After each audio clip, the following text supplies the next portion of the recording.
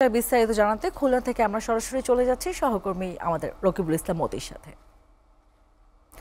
মতি, খুলনা ওয়াসার কারণে মানুষের দুর্ভোগ নিয়ে বিস্তারিত জানাবেন।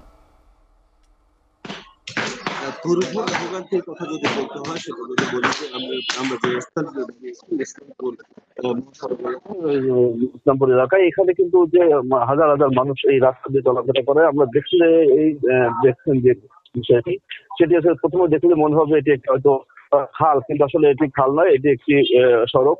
এখানে উন্নয়নের যে কর্মকাণ্ড সেই উন্নয়ন কর্মকাণ্ড চলছে এবং এই উন্নয়ন কর্মকাণ্ডের কারণে কিন্তু এখানে মানুষের যে দুর্ভোগ সেই দুর্ভোগ কিন্তু আমরা সকালে এসেই কিন্তু দেখতে পাচ্ছি। এবং ওয়ালটন আবারও মিলিয়নিয়ার অফারে ওয়ালটন ফ্রিজ কিনে আপনিও হয়ে যেতে পারেন মিলিয়নিয়ার।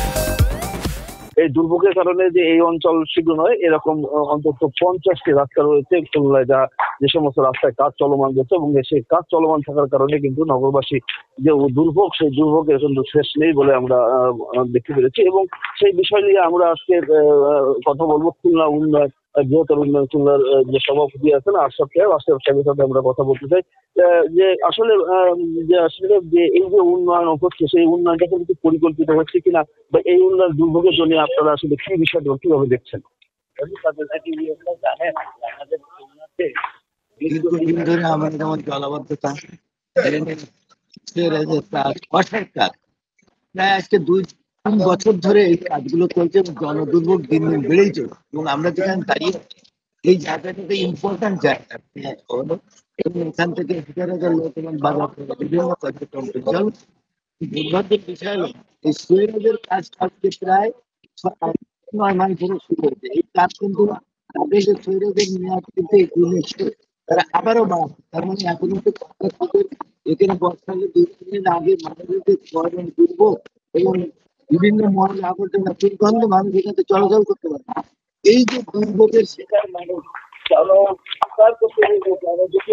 বাড়ছে সে ব্যাপারে কর্তৃপক্ষের দৃষ্টিটা জরুরি যদি না থাকতো তাহলে আজকে এই কাজগুলো যে তারা করে না সেই জন্য তার পরিচয় দিয়ে বারবার এই সময় বৃদ্ধি করে কাজের মানের যে কোয়ালিটি বলি তাদের মানতে হয় এখান থেকেও যেমন ভালো হয় না ওদেরকে মেয়াদ বাড়লে কাজের মান ঠিক থাকে না মেয়াদ ঠিক থাকে